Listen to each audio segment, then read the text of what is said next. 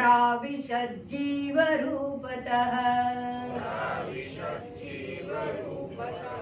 परमात्मा द्वयानंद पूर्णः पूर्वं स्वमायया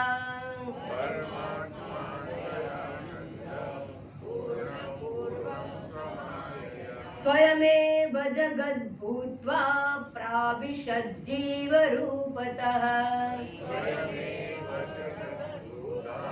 प्राविशज्जीवरूपतः। प्रथम 5 श्लोक में यहाँ पर जो प्रकरण का विषय वस्तु है उसको समझाया गया है। कौन सा विषय है ये प्रकरण में? तो कहते पहले सृष्टि विचार किया गया है, सृष्टि परमात्मा ने रची है, नंबर 1। नंबर 2, जीव का विचार किया गया है और ये जीव कैसा है? वो लाचार है, असहाय है, जगत में फंस गया है। और तीसरा, ये जगत में फंसा हुआ जीवात्मा को संसार का बंधन है, तो संसार बंधन की बात बताई गई है, संसार बंधन का अनुभव जीव कर रहा है। और चौथा मुद्दा है संसार बंधन से मुक्ति कैसे प्राप्त होगी, उसका उपाय यहाँ पर दिखाया गया है। अब यहाँ जो श्लोक है उनका पहले भाषांतर में, अद्वय आनंद पूर्ण परमात्मा, पूर्वम, पूर्वम माने पहले, किससे पहले? सृष्टि की उत्पत्ति पूर्व जो था वो परमात्मा कैसा था? अद्वय आनंद पूर्ण, अद्वितीय आनंद स्वरूप और पूर्ण। बाद में क्या हुआ? स्वमाया, अपनी माया से स्वयं एवं जगत भूत्वा, खुद ही जगत होकर अर्थात जगत की उत्पत्ति की, मगर कैसे की ये स्पष्ट किया गया है यहाँ पर, खुद ही जगत रूप होकर प्राविशद जीव रूपतः, और इस जगत में जीव रूप से प्रविष्ट हो गया। अर्थात जीव जगत की उत्पत्ति परमात्मा ने की अपनी माया से। ये बात बताइए, बस ये भाषांतर हुआ। अब सोचेंगे, उसका मतलब ये हुआ कि परमात्मा खुद ही जगत रूप हो गया और परमात्मा ने खुद ही जगत की रचना की। अर्थात परमात्मा जगत के लिए अभिन्न निमित्त उपादान कारण है, इतना तो हम जानते हैं। क्योंकि कोई भी चीज की उत्पत्ति करने के लिए उपादान कारण और निमित्त कारण आवश्यक है, मटेरियल कॉज और एफिशिएंट कॉज, वो दोनों की आवश्यकता होती है। परमात्मा ने कैसे उत्पत्ति की? स्वमाया स्वयं एव जगत भूत्वा, अर्थात अपनी माया से जगत रूप होकर। मतलब क्या है? तो पहले ये बात समझना, निमित्त कारण किसे कहते हैं और उपादान कारण किसे कहते हैं। मेरा मतलब कुछ और है, आप पंचदशी पढ़ रहे तत्वबोध नहीं पढ़ रहे, तो थोड़ी मैं गहन विचारणा लेकर चल। निमित्त कारण कौन होता है? बनाने वाला, इतना तो सब जानते हैं, मगर बनाने वाले का अर्थ क्या होता है? बनाने वाले के पास बनाने का ज्ञान होना चाहिए। घटस्य कर्ता घटज्ञः, पटस्य कर्ता पटज्ञः, सर्वस्य कर्ता सर्वज्ञ। तो जो बनाने वाला ईश्वर है, इन्होंने पूरी सृष्टि बनाई, उनकी रचना की, तो सबकी रचना करने वाला परमेश्वर सर्वज्ञ है। घड़ा बनाने वाला कुम्हार घटज्ञ होता है, घड़ा बनाने का ज्ञान होता है। परमात्मा ने सब कुछ बनाया है, इसलिए परमात्मा सर्वज्ञ है। तो निमित्त कारण होने का मतलब ये हुआ कि परमात्मा सर्वज्ञ है। और ज्ञान कहाँ रहता है? जड़ में नहीं होता, वो चेतन में होता है। ज्ञान जो है ये टेबल को किसी प्रकार का ज्ञान नहीं होता, ज्ञान हमें होता है, चेतन में होता है। अर्थात सर्वज्ञ जो होता है वो चैतन्य रूप होता है, वो जड़ नहीं हो सकता। तो निमित्त कारण कहने से 2 बात याद रखनी। क्या? एक तो सर्वज्ञ है और वो चेतन है, चेतन है, वो जड़ नहीं है। एक उपादान कारण कहा, उसका मतलब क्या हुआ? जिसमें से सब कुछ बना, अर्थात क्या हुआ? उपादान कारण कभी भी अपने कार्य से भिन्न नहीं होता है। उपादान कारण वो है कि स्वयं ही कार्य रूप से दिखाई देता है। कुम्हार घड़े के पास ना हो चलेगा, मगर मिट्टी जो उपादान कारण है, जहां पर घड़ा जाएगा मिट्टी रहेगी। तो अपने कार्य में हमेशा कार्य के साथ रहता है। इनफैक्ट वास्तव में तो मिट्टी ही घट रूप से अभिव्यक्त होता है, तो उपादान कारण वो है खुद ही अपने कार्य के रूप में अभिव्यक्त होता है। तो उपादान कारण का मतलब ये हुआ अपने कार्य से अभिन्न है, उनकी सत्ता अभिन्न है। अच्छा, और दूसरा जड़ भी है, जो उत्पन्न होता है वो तो जड़ होता है, क्योंकि उत्पन्न होता है वो नाशवान होता है। नाशवान और उत्पत्ति को प्राप्त होने वाला तो जड़ कहलाता है, तो वो जड़ भी होता है। अगर ये परमात्मा दोनों कारण है, अभिन्न निमित्त उपादान कारण बोला गया उनको, वो निमित्त कारण भी है और उपादान कारण भी है। मतलब क्या हुआ, वो सर्वज्ञ है, चेतन है, वो तो स्वीकार्य है, अपने कार्य में अनुस्यूत है, कार्य रूप से अभिव्यक्त हुआ है, वो भी हम स्वीकार करते हैं। मगर वो जड़ कैसे हो सकता है? तो जड़ और चेतन दोनों कैसे हो सकते हैं? एक ही चीज जड़ भी है चेतन भी है, वो कैसे हो सकता है? तो ये कारण रूप से स्वीकार करने में तकलीफ होती है। तकलीफ होनी चाहिए, नहीं होंगे तो हम विचार नहीं करेंगे, सोचेंगे नहीं। ये सोचने का विषय है, ये कैसे संभव है? तो कहते हैं पुंडक उपनिषद में अच्छी प्रकार से मंत्र दिया गया है। यथोर्णनाभिसृजते गृह्णते च यथा पृथिव्याम ओषधयः संभवति यथा पुरुषात् तथा पुरुषात् केशलोमानि तथा अक्षरात् संभवति विश्वम। बहुत अच्छा मंत्र है और इस मंत्र को हर जगह पर हम कोट करते हैं। महत्व का है, क्यों? क्योंकि यहाँ पर अभिन्न निमित्त उपादान कारण ये मकड़ी को बताया गया है। मकड़ी निमित्त कारण भी है अपने जाला बनाने के लिए, उपादान कारण भी है, और मकड़ी का जाला वो जड़ है, मकड़ी स्वयं चेतन है, जड़ जाला को उत्पन्न करके बनाता है, उसमें रहता है, तो दोनों है, वो चेतन भी है जड़ भी है और अभिन्न निमित्त उपादान कारण है। अच्छा, ऐसे चेतन से जड़ की उत्पत्ति कैसे हो सकती है? तो क्या जैसे है ये हमारे देह चेतन है, मगर हमारे देह से ये जो बाल रोम ये जो आता है वो कैसा है? जड़ है, इसीलिए हम काट सकते हैं बाल को। नाखून जड़ है, तो चेतन से जड़ की उत्पत्ति भी हो सकती है, मगर जड़ से चेतन की उत्पत्ति वो भी हो सकती है।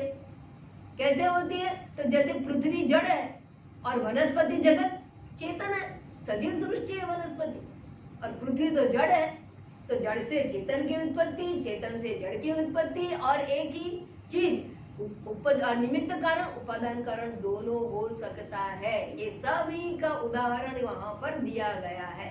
तो अब ये प्रश्न ये समझने के बाद अब हम समझते हैं कि जब परमात्मा अभिन्न निमित्त उपादान कारण हो सकता है, इतना हमने समझ लिया। अच्छा, एक प्रश्न मैं बहुत सालों से सुनते, थोड़ा मैं आपको इसलिए पूछती हूँ कि मैं कैसे मैं आपको आगे ले जाऊं, इसमें वे समझ सको। इसीलिए जो उपादान कारण है वो कितने प्रकार का है?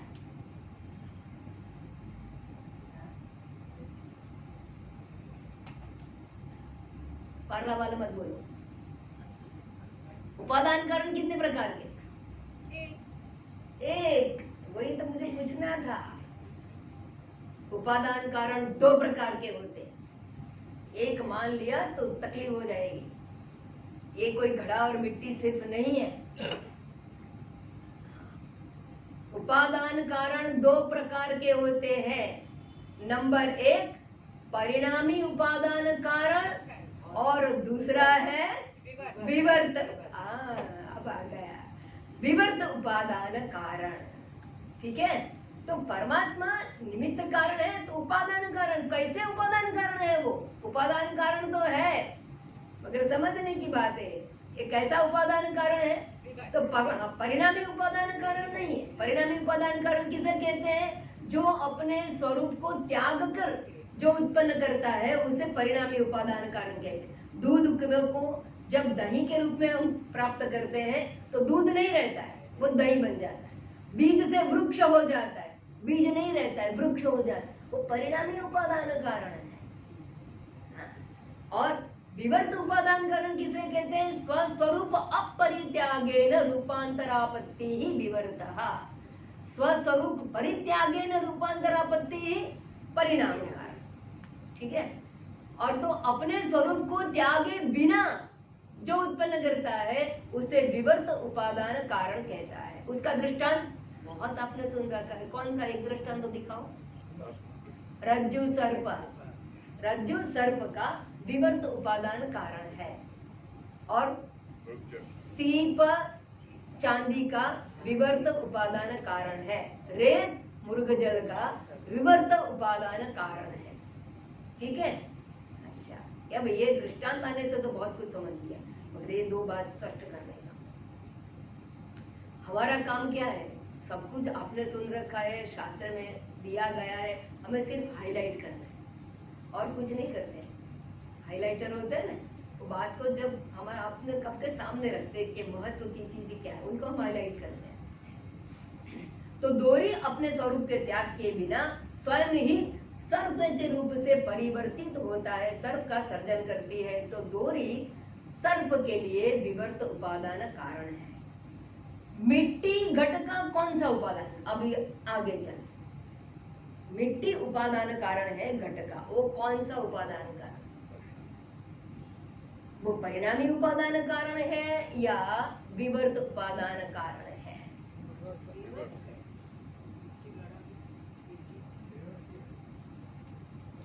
ये तो बात है, चलो ठीक है, बता देते हैं। मिट्टी जो है वो घट का उपादान तो है, मगर मिट्टी की दृष्टिकोण से वो विवर्त उपादान कारण है, मगर आकार की दृष्टि से परिणामी उपादान कारण है।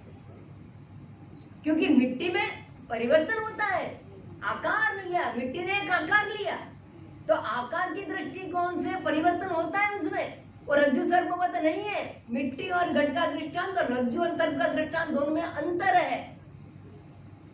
ठीक है, बहुत सुना है, मगर मैं आपको बता रही हूँ कि ये जो सूक्ष्म भेद है उसको देखो। और ये बात छांदोग्य उपनिषद के 6ठे अध्याय में सद्विद्या प्रकरण में भाष्यकार ने बताया है। क्या है ये, तो घट जो है वो कार्य है, मिट्टी उपादान कारण है, मगर मिट्टी रूप से घट जो है वो विवर्त उपादान कारण है। इसीलिए कहा कि वृत्ति के तेव सत्यम वाचारमणम विकारो नामधेयम, वे विवर्त उपादान कारण बताया, मगर आकार की दृष्टि से परिवर्तन होता है। कई बार जिज्ञासु पूछते हैं कि आप तो कहते हैं कि परमात्मा तो अविकारी अपरिवर्तनशील, तो ये मिट्टी का दृष्टांत देते, मिट्टी में तो रूपांतरण होता है, तो आकार की दृष्टि से वो परिणामी उपादान कारण है। तो ये दोनों है, इसमें दोनों है, विवर्त भी है और परिणाम भी है, दोनों उपादान कारण। इसलिए दृष्टांत कोई भी दृष्टिकोण से हम दे सकते हैं, गलत कहीं पर नहीं है।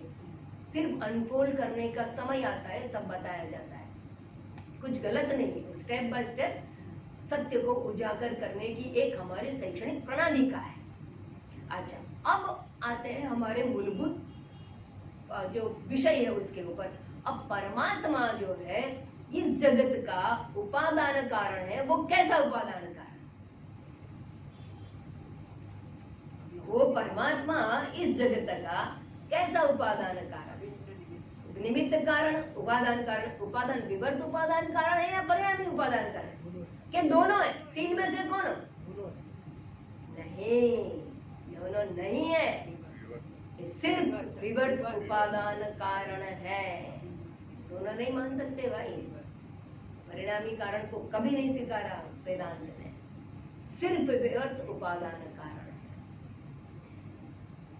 तो अर्थात जैसे रज्जु स्वयं सर्प रूप से दिखाई देता है, वैसे ही परमात्मा स्वयं जगत रूप से दिखाई देता है, उसी को ही जगत की उत्पत्ति परमात्मा ने की, ऐसा कहा गया है। तो अब ये जगत रूप से जो अभिव्यक्त परमात्मा हो रहा है, जैसे दोहरी सर्प रूप से अभिव्यक्त हुई, वैसे परमात्मा जगत रूप से अभिव्यक्त हुई, रज्ज्वाम भुजंगमिव, याद रखना ये। तो अभिव्यक्ति हुई है, तो अभिव्यक्ति करने के लिए कोई माध्यम तो चाहिए, ऐसे वैसे थोड़ी अभिव्यक्ति होती है।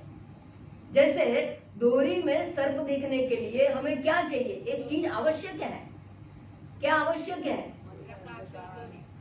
नहीं, प्रकाश नहीं, प्रकाश होगा तो रस्सी दिखाई देगी, अंधकार दिखाई होगा तो कुछ नहीं दिखाई देगा। अंधकार और प्रकाश, मंद अंधकार, मंद प्रकाश की उपस्थिति में बस वैसे ही एक जगत जो रज्जु सर्पवत उत्पन्न हुआ है, तो उनकी अभिव्यक्ति के लिए, जैसे सर्प की अभिव्यक्ति के लिए मंद प्रकाश की आवश्यकता है, वैसे जगत की उत्पत्ति के लिए किसकी आवश्यकता है?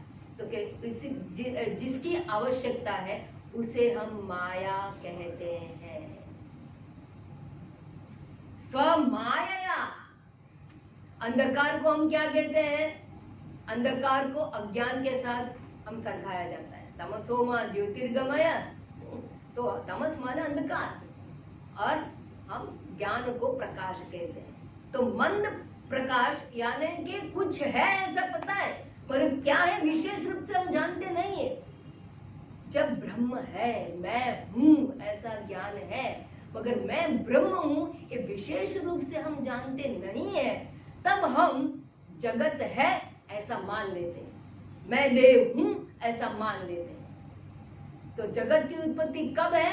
तो कि माया रूपी शक्ति से जगत की अभिव्यक्ति, परमात्मा जगत रूप से अभिव्यक्त होता है। तो ईश्वर ने अपनी संकल्प शक्ति माया से इस जगत का जगत को उत्पन्न किया है, अतः वो माया उपादान कारण है और खुद स्वयं निमित्त कारण है। स्वयं निमित्त कारण है माने इसका मतलब क्या हुआ? अर्थात माया का अर्थ क्या है? माया शब्द क्या है? परमात्मा की शक्ति बताइए। और ये परमात्मा की शक्ति आई कहां से? अब थोड़ा आगे जाते हैं। माया ने अपनी संकल्प शक्ति से जगत की उत्पत्ति की, स्वयं भगवान स्वयं ही जगत रूप से अभिव्यक्त हुए। अब ये माया परमात्मा के साथ कब जुड़ी, कहां से आई, कैसे? अनादि है, अनादि है। कब से आई ऐसा नहीं कह सकते, वो अनादि है, बराबर। अनादि माया सुप्त कार्य का कारण भी बोला। और विवेक चूड़ामणि में शंकराचार्य जी ने बताया कि अव्यक्त नामनी परमेश शक्ति ही अनादि अविद्या, अविद्या रूपा है, अनादि अविद्या रूपा ये माया है। कैसे पता चला ये माया है? ऐसा माया से उत्पन्न किया, कैसे पता चला? क्योंकि कार्यानुमेय सुधीएव माया, कार्य के ऊपर से कारण का अनुमान किया, इंफरेंशियल नॉलेज है ये माया का। अच्छा, अब ये प्रश्न है, अब थोड़ा आगे चलते, सोचते रहना बस।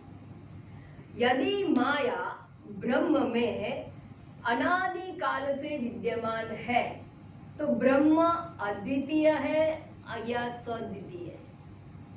साद्वितीय है या द्वैत है या अद्वितीय है? ब्रह्म कैसा है? कि माया तो है ना, ब्रह्म और ब्रह्म की शक्ति माया, नंबर एक। नंबर प्रश्न दूसरा नंबर, क्या माया ब्रह्म का विशेषण है? अगर विशेषण कहेंगे तो ब्रह्म विशेष्य हो जाएगा, सविशेष हो जाएगा। क्या माया ब्रह्म का भाग है, खंड है, भाग है?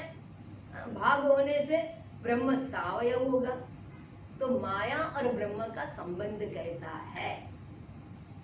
क्योंकि देखो भगवान ने 10वें अध्याय में बोला है, क्या बोला? खुद ने बोला है, विष्टभ्याहम इदं कृत्स्नम एकांशेन स्थितो जगत, मेरे एक भाग में ये जगत है, जगत एक भाग में है, जगत का उपादान कारण माया है। तो भगवान के कौन से भाग में, कितने भाग में ये माया होगी? एक भाग में, क्योंकि माया स्वयं ही जगत रूप से अभिव्यक्त, उपादान कारण स्वयं कार्य रूप से अभिव्यक्त होता है। अगर कार्य एक भाग में है तो माया एक भाग में होनी चाहिए। उतना ही पुरुषोत्तम वेद में बोला, क्या बोला? पादोस्य विश्वभूतानि, एक पाद से ये जगत उत्पन्न हुआ है। तो माया क्या परमात्मा के एक भाग में है? उनका एक भाग है, एक बात। क्या उनका विशेषण है? सविशेष ब्रह्म है, या तो फिर ब्रह्म और माया दो है तो द्वैत है। द्वैत तो आप स्वीकार नहीं करेंगे, वो आपको पता है, मुझे पता है, आप द्वैत का स्वीकार नहीं करेंगे, मगर क्या है वो भी बताना पड़ता है। माया ब्रह्म से भिन्न तो नहीं है, इसलिए द्वैत नहीं है, अद्वितीय एक ही है। माया है मगर ब्रह्म से भिन्न नहीं है। एक बात, ब्रह्म से भिन्न नहीं होने से उनकी गिनती नहीं होती। तो संबंध किस प्रकार का है, कैसे है? क्या पार्ट है, सावयव है ब्रह्म? तो कह रहे ब्रह्म तो अखंड है, अखंड होने से सावयव भी नहीं है, उनका भाग नहीं है, तो फिर लिखा गया है ऐसा, क्या समझना चाहिए उसके बारे में, एक प्रश्न है। और तो कहते हैं ये जो माया है न, वो होने पर भी उनकी गिनती नहीं होती। नहीं है ऐसा भी नहीं कहते, माया है, क्यों इनका स्वीकार किया गया है? क्योंकि जगत दृश्य है, कार्य है तो कारण होना ही चाहिए, जगत है तो माया है ही है। अगर माया है तो फिर माया और ब्रह्म दो हो जाएगा, तो क्या नहीं हम दो का स्वीकार भी नहीं करते, तो माया का स्वीकार भी करते हैं और फिर ब्रह्म की बात करते हैं तो अद्वैत है, तो माया को स्वीकारते भी नहीं है। ब्रह्म में तो माया का कोई स्थान भी नहीं है, तो माया किस प्रकार से रही है? तो कहते हैं जैसे हम और हमारी परछाई दो है ना, हम चलते हैं तो हमारी परछाई भी होती, कितना हुआ? दो। मगर परछाई अगर दो आदमी चल रहे हैं तो दोनों की परछाई कितनी होगी? दो। तो टोटल कितना हुआ? चार नहीं गिनाई जाता, दो ही गिनते हैं, दूसरे दो को हम गिनते नहीं, गिनती में नहीं आता है, होने पर भी गिनती में नहीं है। वैसे ही माया होने पर भी उनकी स्वतंत्र गिनती नहीं होती है, इसीलिए माया शब्द का अर्थ क्या है?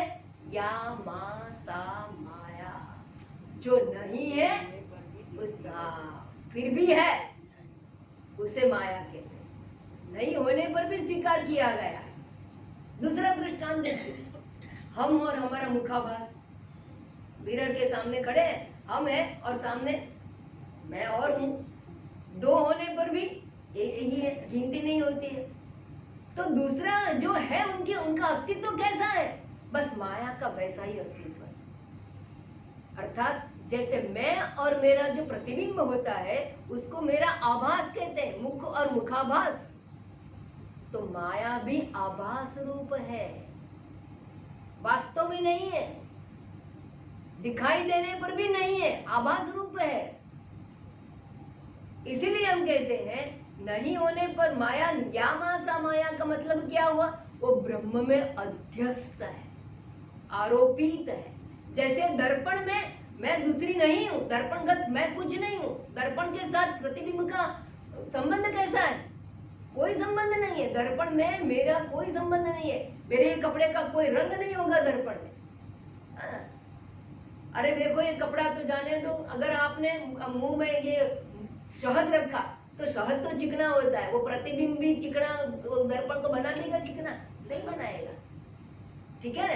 तो मतलब क्या है? वो दिखाई देता है मगर वास्तव में नहीं है। वैसे ही परमात्मा में माया दिखाई देती है, वास्तव में नहीं है कहने पर भी नहीं है। इसका मतलब वो अध्यस्त है, माया अध्यस्त है। परमात्मा की शक्ति है मगर अध्यस्त रूप से। बहुत महत्व का मुद्दा है इसमें। इसलिए शंकराचार्य जी ने बताया माया के बारे में, सन्नाप्य सन्ना पिभयात्मिकानो, भिन्नाप्य भिन्ना पिभयात्मिकानो, संगाप्य दंगा पिभयात्मिकानो। वो ना तो संग है ना तो अनंग है, संग है न अनंग है। कैसी है माया? तो कि परमात्मा के साथ है भी और परमात्मा के साथ नहीं भी, दोनों नहीं है भी नहीं भी नहीं है। तो कैसा है उनका अस्तित्व? उसके बारे में एक शब्द बताया गया अंत में, उसे बोला महाअद्भुता अनिर्वचनीय रूपा। ये कैसे है? अनिर्वचनीय रूपा माया है, कुछ कह भी नहीं सकते उसके बारे में, अनिर्वचनीय रूपा। अतः ब्रह्म अद्वैत है, अद्वितीय है। तो यहाँ पर पहले लाइन में बताया गया अद्वय ब्रह्म परमात्मा, परमात्मा अद्वयानंद, अद्वितीय ही है, माया उसमें अध्यस्त है। तो समझना ये है कि माया ब्रह्म में अध्यस्त है और अध्यस्त माया ब्रह्म के जगत के लिए उपादान कारण बनती है। अब माया जड़ है, जो है भी नहीं ऐसी है, वो जगत का उपादान कारण कैसे बनती है? तो एक बात ये भी याद रखना, जब हमने अध्यस्त बताया, अध्यस्त कब होता है? जब अधिष्ठान होता है। बिना अधिष्ठान अध्यस्त कोई हो सकता नहीं है। अगर रज्जु नहीं है तो रज्जुगत सर्प के कोई स्वतंत्र सत्ता नहीं है।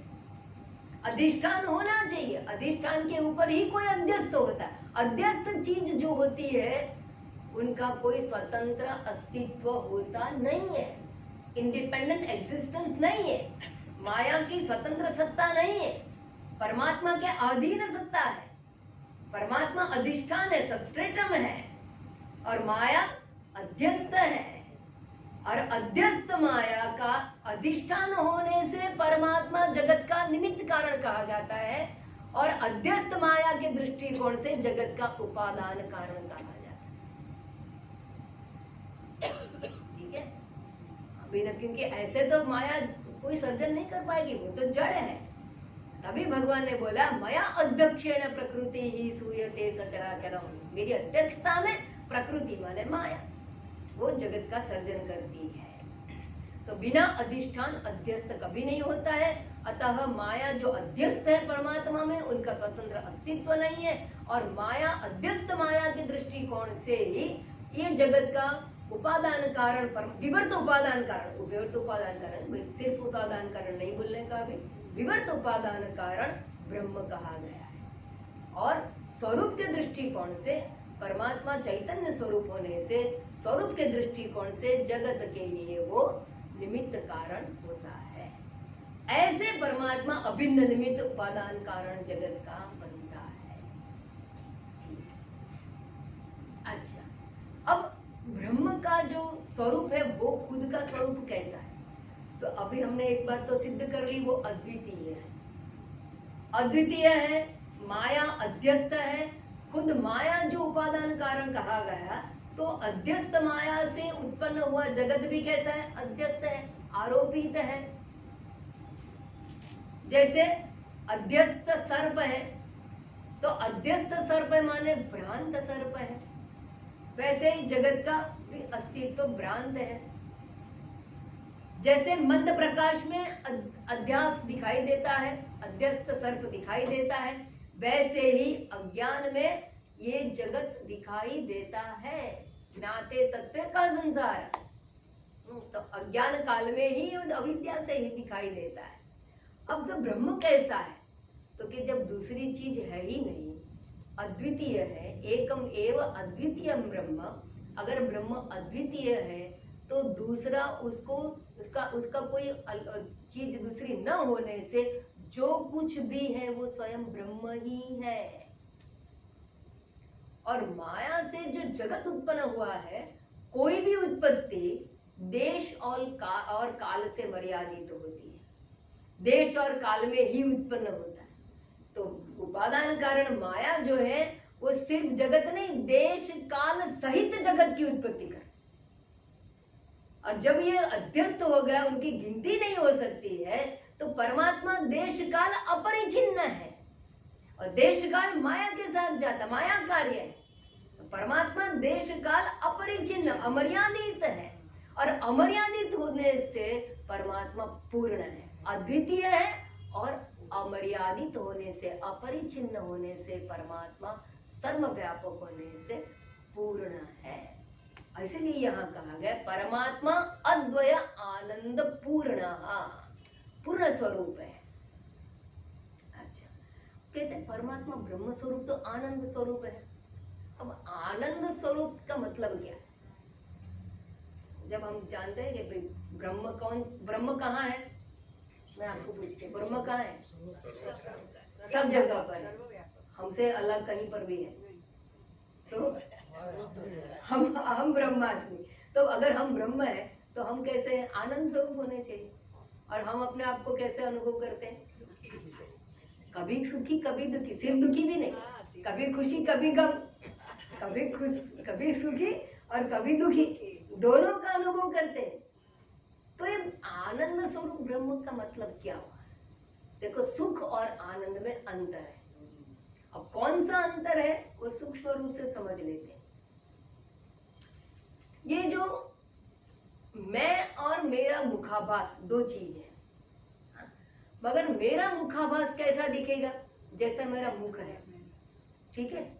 अच्छा, सूर्य और सूर्य का आभास, सूर्य तेजस्वी है तो सूर्याभास कैसा होगा? तेजस्वी। तेजस्वी, बराबर। तो सूर्य और सूर्याभास में अंतर क्या है? चलो ये सोच लो पहले, फिर बताती हूँ आगे। अंतर है या नहीं है, पहले ये बताओ। अंतर है, एक बिंब रूप है, एक प्रतिबिंब रूप। प्रतिबिंब कहने से क्या क्या मतलब क्या निकला? जैसे मैं आज आपको बिल्कुल जो आपने पढ़ रखा है ना उसका वो सार निकाल रहे हैं। क्या समझने का क्या है उसमें से? दर्पण आया बीच में, उतना ही नहीं, प्रतिबिंब की परतंत्र सत्ता है, दर्पण आधीन सत्ता है। दर्पण आया मतलब दर्पण आधीन है, परतंत्र सत्ता है, नंबर 1। उसका मतलब ये हुआ जैसा दर्पण वैसा प्रतिबिंब। दर्पण छोटा है, प्रतिबिंब छोटा। बिंब तो बहुत बड़ा है, पूरी पृथ्वी से भी बहुत बड़ा है, मगर प्रतिबिंब जो है वो छोटा हो जाता है। ये कहानी याद है ना, जब बचपन में रामचंद्र जी ने चंद्र हाथ में लेने का आग्रह किया, और बाल हट जिसे बोलते हैं, वो चंद्र चाहिए, वो बहुत रोया। क्या करेंगे? फिर वो प्रधान आया, उन्होंने क्या किया, एक कतरोट में पानी भर दिया, तो फिर क्या हुआ, वो चंद्र का प्रतिबिंब हो गया, अंदर आ गया कतरोट में, और रामचंद्र जी वो थपथपाने लगे वो चंद्र को, और शांत हो गए। क्या मिला उनको? चंद्र मिला पूरा। अब देखो ये कतरोट में, तभी से तो आया ये मन चंगा तो कतरोट में गंगा, तभी से ये आया है। तो ये प्रतिबिंब जो आया, वो प्रतिबिंब चंद्र का, वो चंद्र के अधीन नहीं है। चंद्र तो बड़ा है, प्रतिबिंब छोटा है। उपाधि के अधीन होता है प्रतिबिंब। अगर दर्पण मैला है, प्रतिबिंब मैला होगा। दर्पण हिलता है, प्रतिबिंब हिलता दिखेगा। दर्पण टिल्टेड है तो वो भी तिरछा दिखेगा। तो प्रतिबिंब जो है वो माध्यम के अधीन होते हैं। परमात्मा अद्वय आनंद स्वरूप ब्रह्म तो है। अब मगर अब दूसरी बात में बता रहे, जब मुझे मेरा मुंह जो है वो देखना है, कैसे दिखाई देगा? मैं अपने आप को देख नहीं सकती। वैसे खुद जो ब्रह्म है, ब्रह्म का अनुभव नहीं होता, अनुभव दूसरे का होता है। मिर्ची तीखी है, अनुभव होता है। मिठाई मीठी है, उसका अनुभव होता है। करेला कड़वा होता है, उसका अनुभव होता है। अनुभव दूसरे का होता है, ब्रह्म का वैसे अनुभव नहीं हो सकता। विषय रूप से अनुभव नहीं होगा कभी, और हम उनको विषय रूप से जानना चाहते हैं, इसलिए पता नहीं चलता है कि अद्वय आनंद स्वरूप ब्रह्म कैसा होता है। और जो अनुभूत सुख है, हमें जो सुख जो अनुभव करते हैं वो अनुभूत सुख है, और अनुभूत आनंद ब्रह्मानंद नहीं है, वो प्रतिबिंबित आनंद है। जैसे मैं, मेरा मुख और प्रतिबिंबित मुख एक चीज कॉमन है, मुख तो मुख रहेगा, मेरा ही रहेगा। प्रतिबिंब के अधीन है, चंद्रमा प्रतिबिंब के अधीन है, मगर कई चीज जो है वो उससे अलग होती है। संपूर्णतया उनकी समानता नहीं बन सकती बिंब और प्रतिबिंब की, क्योंकि प्रतिबिंब जो माध्यम के अधीन है, तो मेरा ही मुख है, मगर मेरा मुख, अगर दर्पण गंदा है, मेरा मुख गंदा दिखेगा। ठीक है, वैसे ही मैं ब्रह्म आनंद स्वरूप हूं। अगर मुझे मेरे मुख को अनुभव करना है, देखना है, तो दर्पण में दिखाई देगा, बिना दर्पण कभी नहीं दिखाई देगा। वैसे ही ब्रह्मानंद स्वरूप मैं हूं, वो आनंद का अनुभव विषय रूप से मुझे कभी भी नहीं होगा।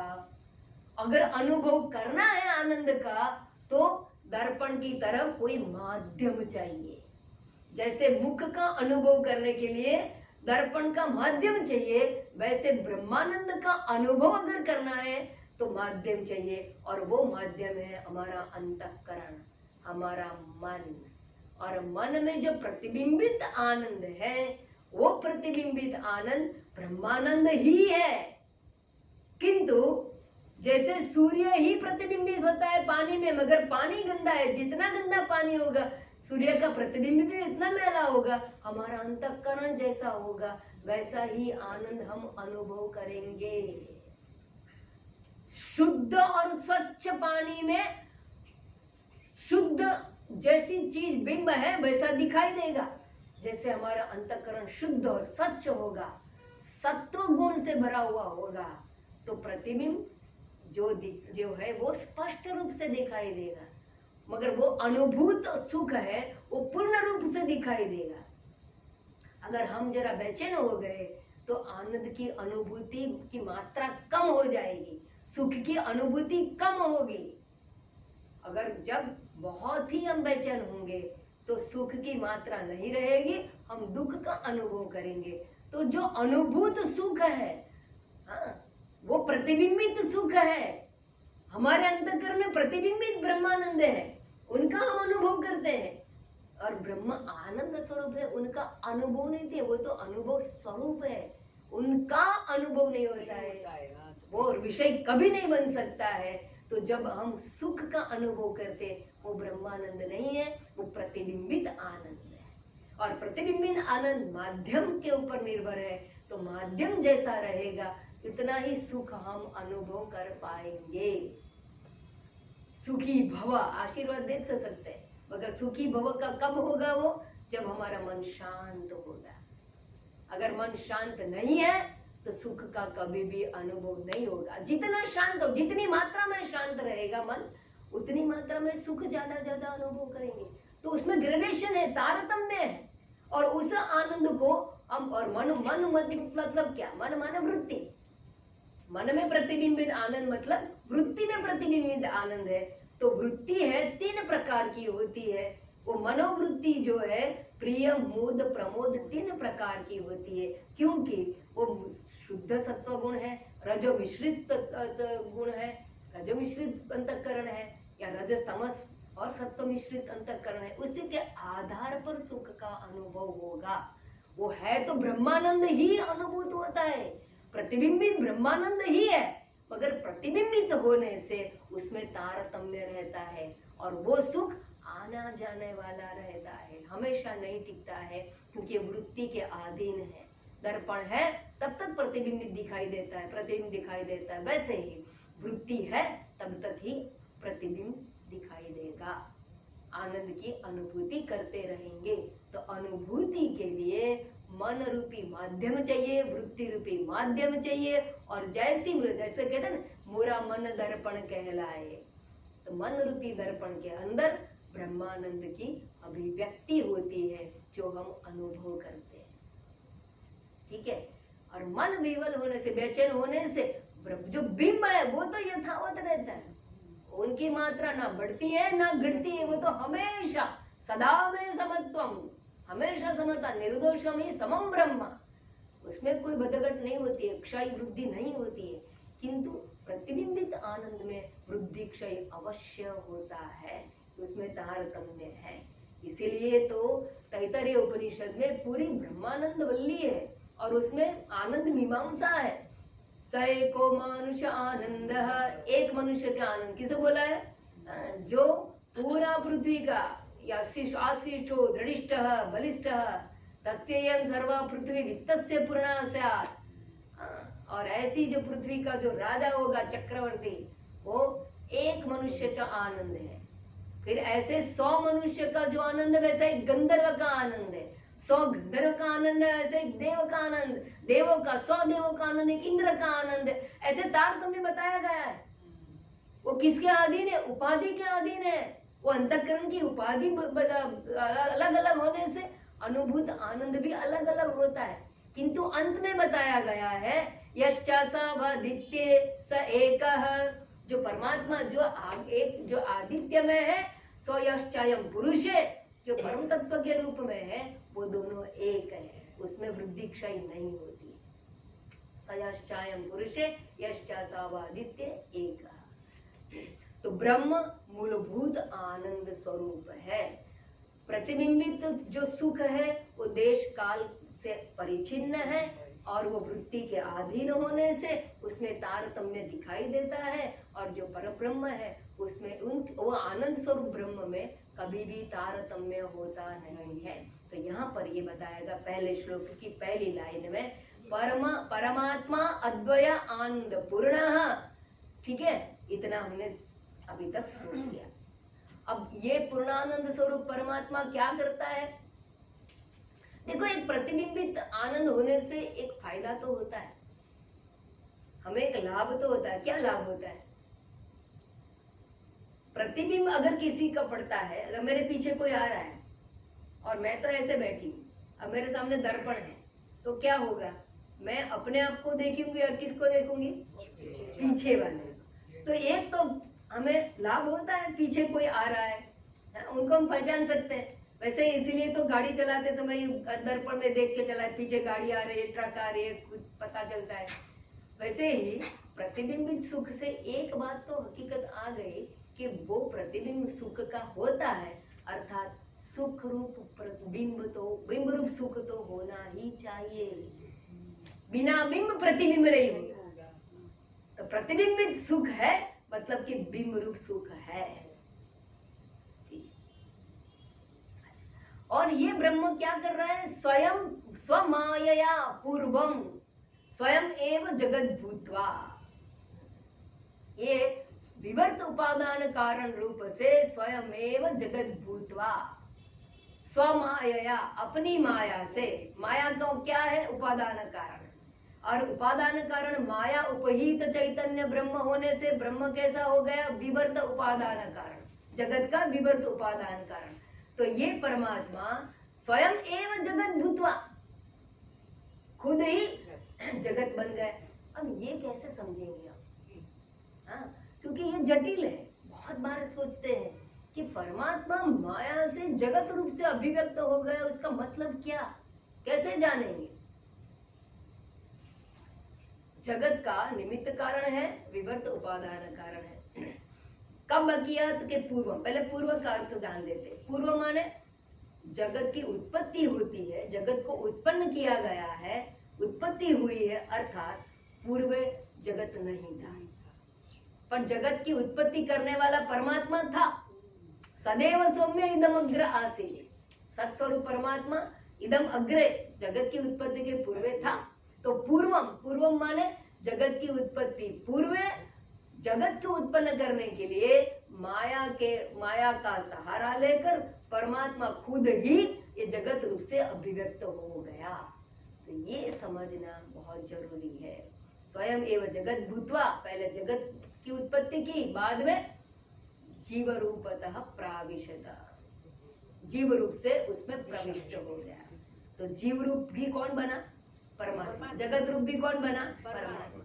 अब ये दोनों कैसे बन गए, कैसा हुआ ये निर्विकार, निराकार, असंग परमात्मा, ये सब कैसे हो गए, ये समझने के लिए हम कल विचार करेंगे। तो हमने अभी एक चरण के ऊपर विचार किया, बाकी का विचार कल करेंगे।